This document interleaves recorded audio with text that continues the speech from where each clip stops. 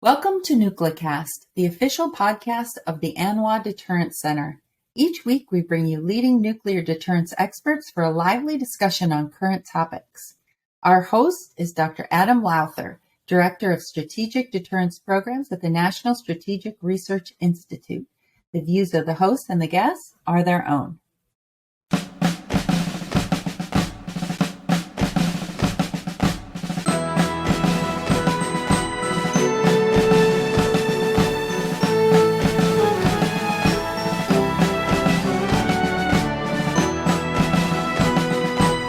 All right, and welcome into our latest episode of NucleCast.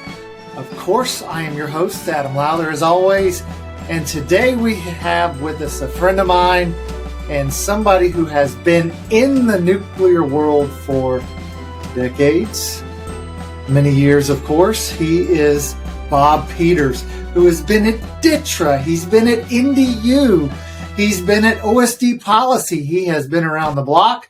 And he knows this subject really well. And today we are going to talk about red zone warfare, something Bob has written about. And, as I read the article that you wrote, and welcome to the show, by the way. Thanks, Adam. It's great to be here. So as I read your article, it was in Wild Blue Yonder, Air University's publication to get contemporary issues out pretty quickly, which is nice to have that opportunity. You make the case that we often, during the aughts and during the period of the global war on terrorism, we were focused on gray zone warfare and we were worried about Russian little green men. And now you say that we're in a period of red zone warfare, which is sort of at the opposite end of gray zone warfare. Could you tell us what is red zone warfare? Yeah. Thanks. So when I think about the red zone, I think of it as a different way to conceptualize how conflict could evolve. And so, about 10 years ago, you saw a lot of writing about the gray zone, as you pointed out.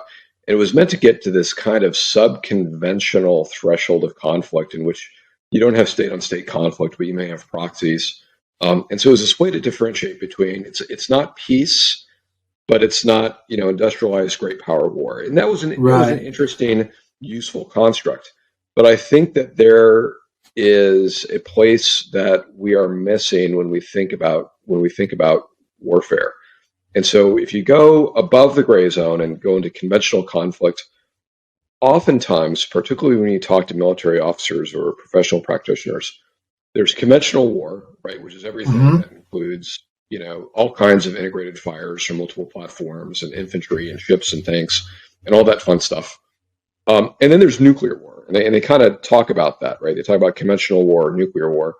And once you start to peel that onion back from nuclear war, what you come upon is when they say nuclear war, they really mean kind of World War III with ICBMs going over the poles.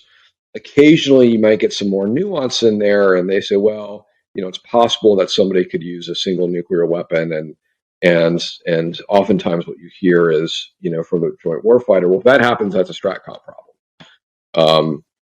I spent a couple years kind of scratching my head at that, particularly looking at it through the lens of what the Department of Defense has been looking at since about 2018, 2019 on conventional nuclear integration, or CNI.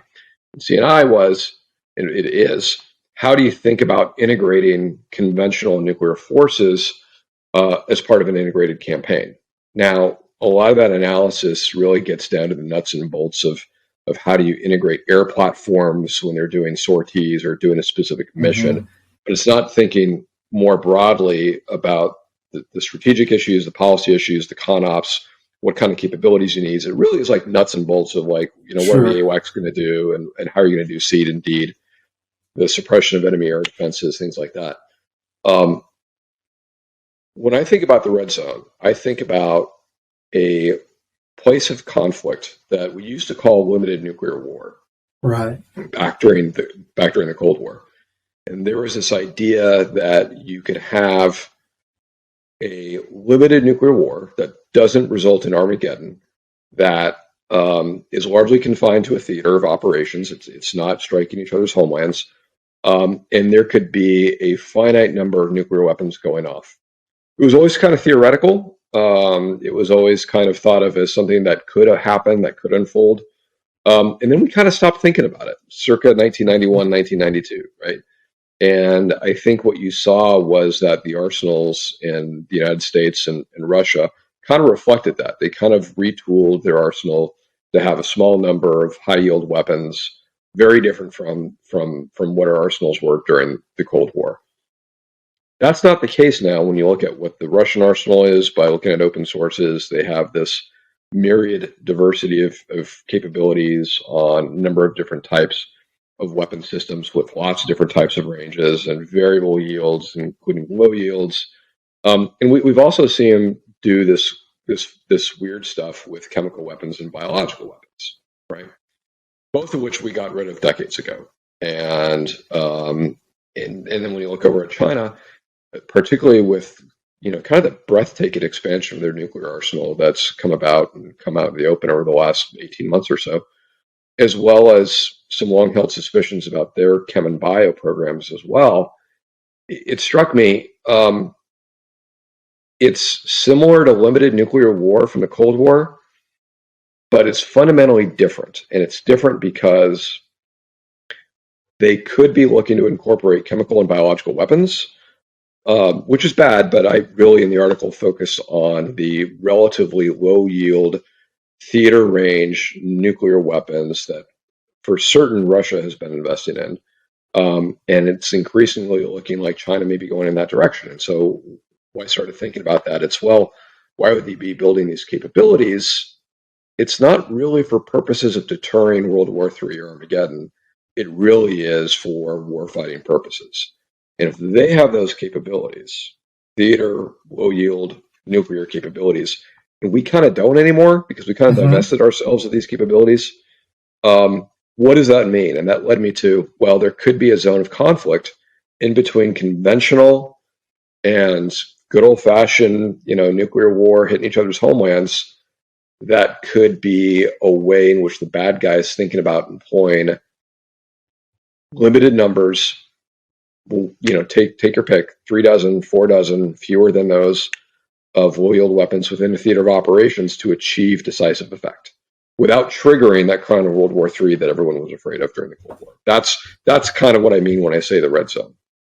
Now, as you think about the red zone, some colleagues of mine at NSRI have an article that'll be coming out in Ether, the Air University Strategic Journal, in which they make the argument that Russia's, tactical or non-strategic nuclear arsenal is largely to counter American air power, because they have a very strong fear, not just of NATO land forces, but particularly NATO air forces that can, devastate, the Russian military early in a conflict with Russia.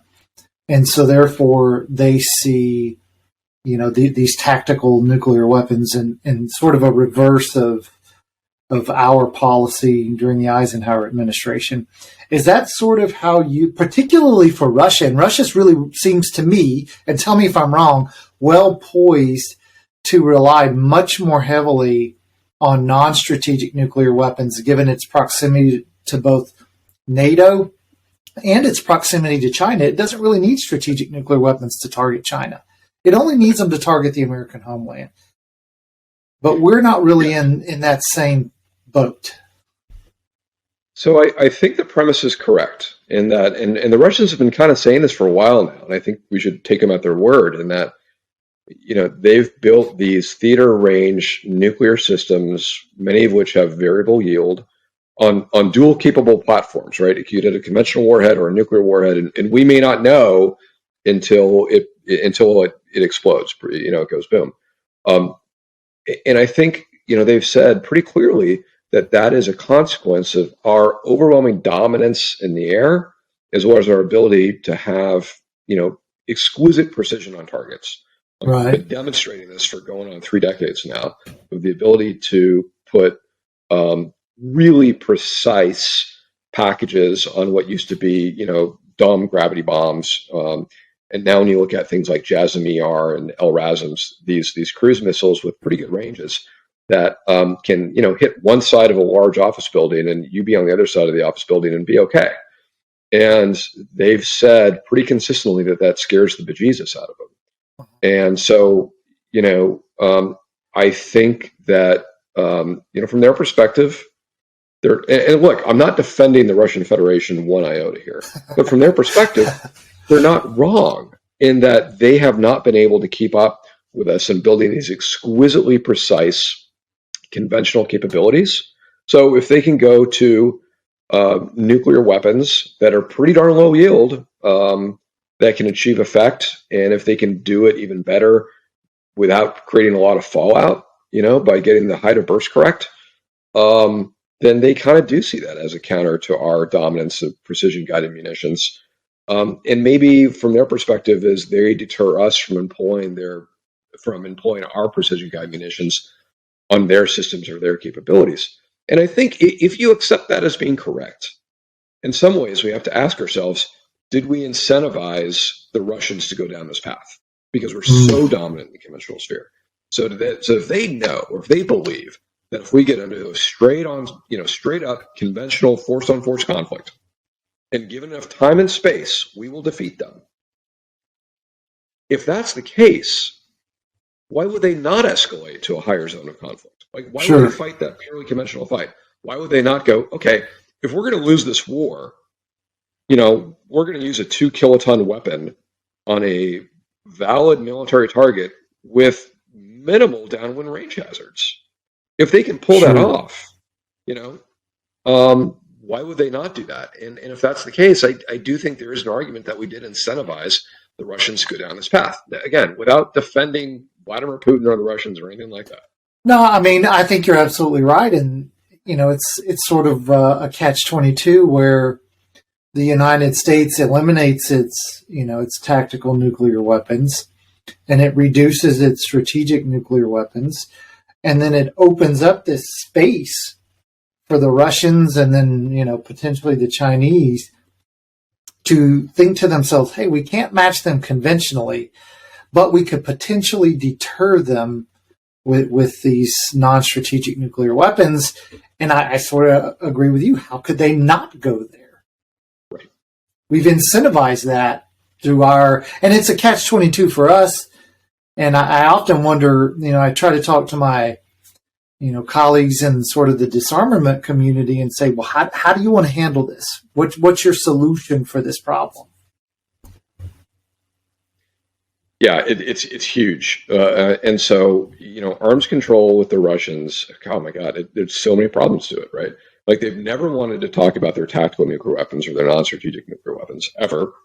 We're in a political environment where it's nigh on impossible where you can conceive of any administration, Republican or Democrat, sitting down with, Putin's governments in Geneva or Helsinki, take your pick, and having an arms control treaty, period. Like that's a tall order. Then to convince the Russians to put non-strategic nuclear weapons on the table, that's a tall order. And then what would we have to give up to, in order for that to be on the chopping block?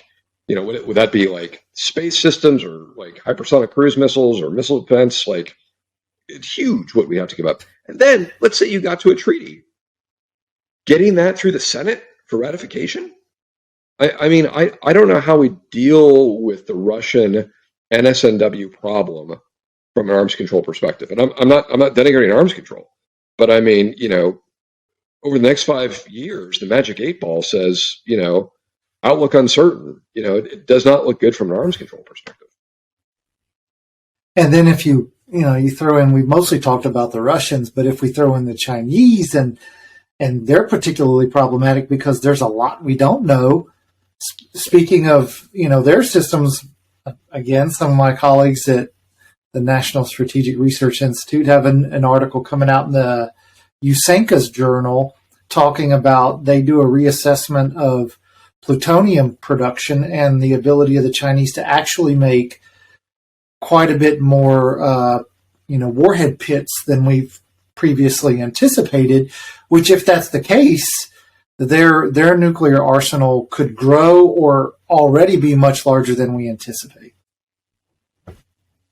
Yeah, it's a real problem, and the arms control solution, it ain't there, and the Chinese have been consistent in saying we're not interested in engaging in arms control talks with you guys, and so there's a warfighting problem there as well, right? So I don't believe that deterrence is based upon matching kind in kind, right? Maybe there are instances in which you do want to match kind for kind, sure. But maybe there's a lot of instances in which you want to do something that's different or orthogonal to what the bad guy did. I would offer that the Russian dominance, and I don't know what the exact numbers are, but all the open sources say they've got significantly more numbers of these weapons than we do. So their dominance in that space, particularly in Europe, creates a problem for us. And how do we respond, right? So let's have a notional scenario in which they pick a NATO base, they put a low yield weapon on the base, and they knock out the base. There's almost no civilian casualties; it's all military personnel. What's our response? Is it do we accept it? And by accept it, I mean we just keep going conventional only. Do we throw in the towel? Do we say, well, we're not ready to fight this war? Or do we go big, right? Do we go big with something that's a pretty significant high yield? All those problems aren't great. I mean, There's no great solutions there, because if we just accept it and they don't pay any real consequence because we just keep firing LRASMs and we keep firing JASSM-ERs and, all these conventional cruise missiles, the Russians say, well, the Americans actually didn't do anything different.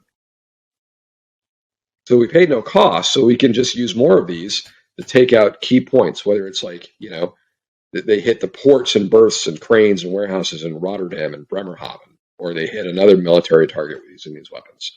And then what do we do, right? Because the problem's still there. If we throw in the towel, then I think all the other allies across the globe, Japan, Korea, Australia, you name it, are questioning the efficacy of the American extended deterrent, right? So absolutely, do, right? Or we go big and we drop big, something that's an order of magnitude or more greater in yield. Maybe it's 2 orders of magnitude greater in yield to respond to a single digit kiloton detonation. Like the president, that's gonna be a tall order to convince the president that that's the proper course of action. But 2, I'm not sure that's a credible response, because now you're getting so divergent from what the bad guys did to you, and that's even if you've got theater nuclear warfighting capabilities in Europe. You look at the Pacific, and if the Chinese used a relatively low yield theater range system in the Pacific as part of their warfighting, we're in an even worse position, because NATO has nuclear capabilities in theater. Any nuclear capabilities in the Pacific, we're going to be looking at either CONUS-based bombers or ICBMs or SLBMs, and none of those are really good responses to a Chinese low-yield theater range weapon that hits a valid military target. That's, to me, it's almost a nightmare from a response perspective. Yeah, it seems that the cancellation of SLICM-N, which was really, as I've talked to Air Combat Command and, about the operational readiness rates of the DCA aircraft, and then the packages you've got to fly to help them get to their targets. And those operational readiness rates are not such that they can operate quickly.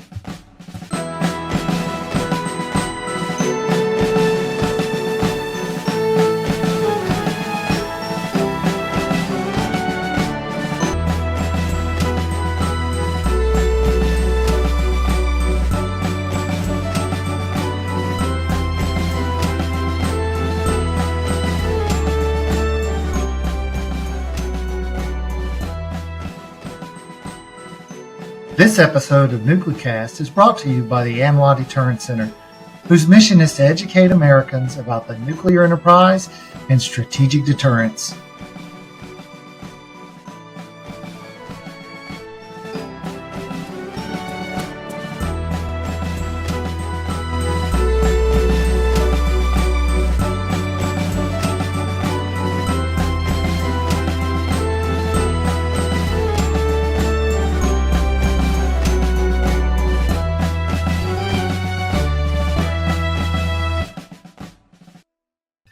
And so that, the DCA mission is largely a political mission. That is, for operational warfighting, it's probably not your best option, although it could potentially be your only option. But Slick 'em in, I thought, was at least, I didn't think, I don't know about you, but I didn't think the low yield SLBM, the mod 2s were a good idea for Europe in particular, just because of the ability to mistake them for something else. And then, but Slick 'em in was potentially a solution to solve the gap that you see, that you've explained, that the challenge we face. Yeah, the 76-2, the low yield submarine launched ballistic missile. Look, it's not bad. It's not bad to have. I mean, sure. I kind of go back to former Stratcom commander who said when the NPR was rolling out, Russia is not going to commit suicide or China as well, from seeing a single D5 coming in. Sure. They're going to ride it out and see what the yield's going to be on that sucker. And so I don't worry too much about a single or even, two D5s precipitating an overwhelming, counterforce response from China or Russia, but when you think about the number of 76-2s that we have, it's not really a warfighting capability, right? Just sheer numbers, which is just, not that many. And I think Slick 'em in has conceptually, it could address some of these problems that we've discussed. But it's certainly not a silver bullet, right? I mean, I think there's a lot more that has to be done when we think about broader force posture, CONOPS plans, policies, declaratory policy, the posture of allies and partners within theater. Even if you had Slick 'em in, and I'm just giving the Bob Peters view. I'm not, just personal views. Even if you had Slick 'em in, I still think you've got a whale of a problem in front of you that you need to work through. So then what is the solution? What is Bob Peters' solution? So, whenever there's a change in the environment, in anything, right? If you're talking economics or business or the life sciences, and it's a radical change, you have to reevaluate your assumptions to see if those assumptions are still valid, right?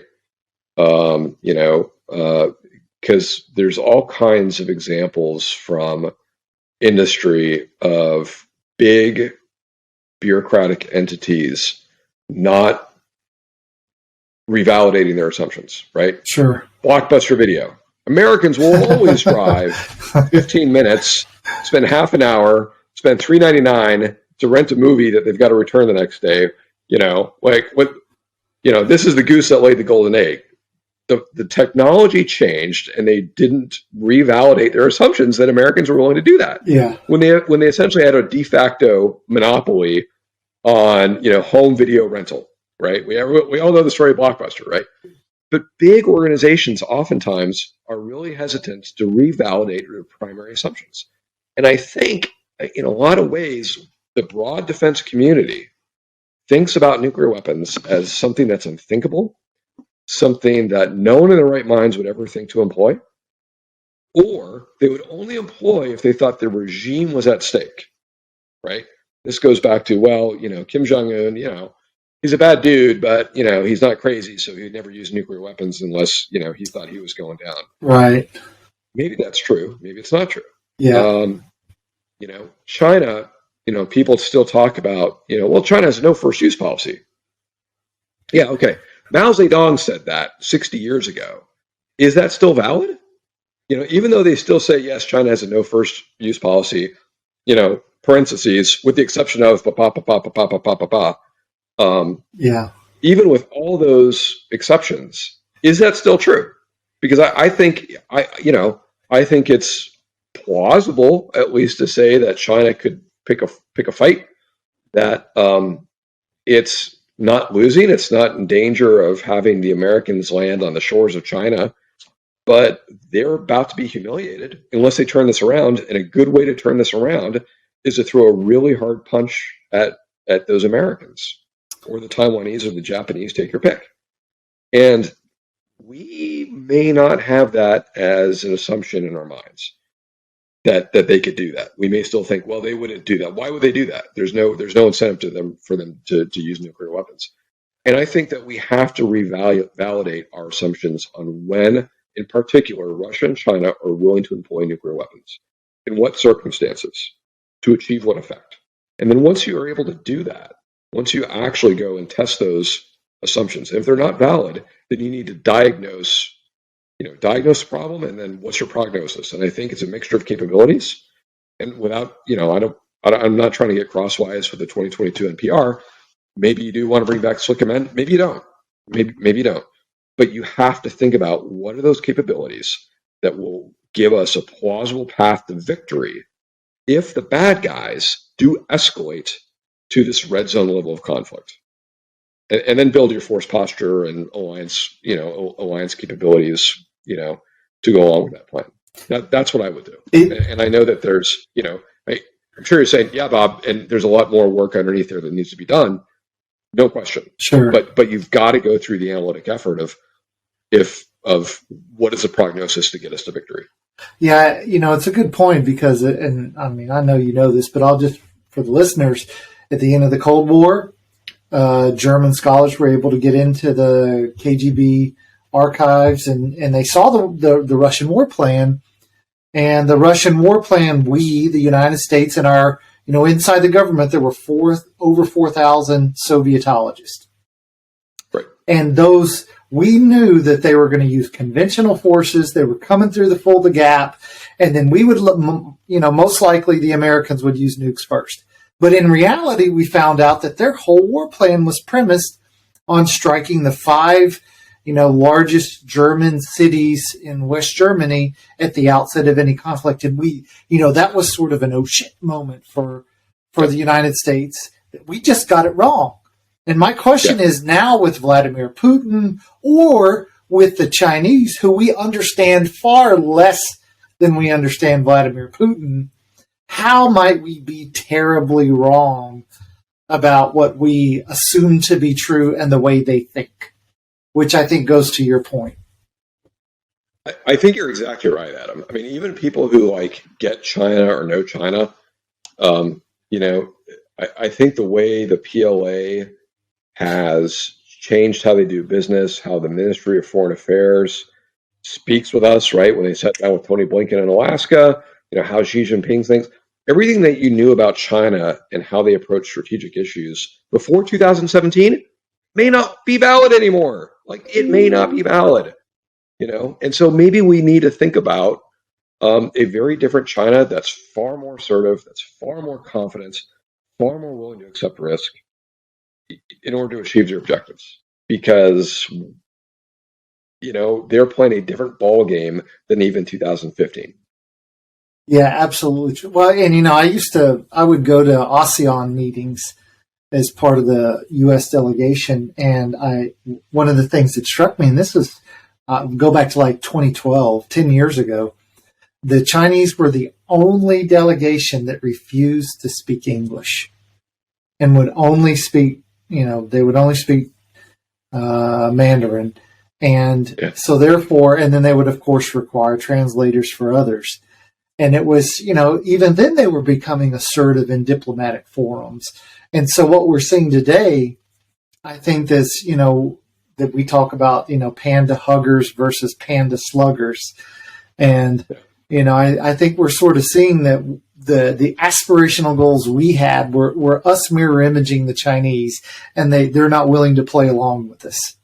And so your red zone conflict, this idea that we could find ourselves between strategic nuclear war and conventional war, I think has a lot of validity to it. And it's certainly will prove challenging for us because that's exactly where we don't want to be. Right.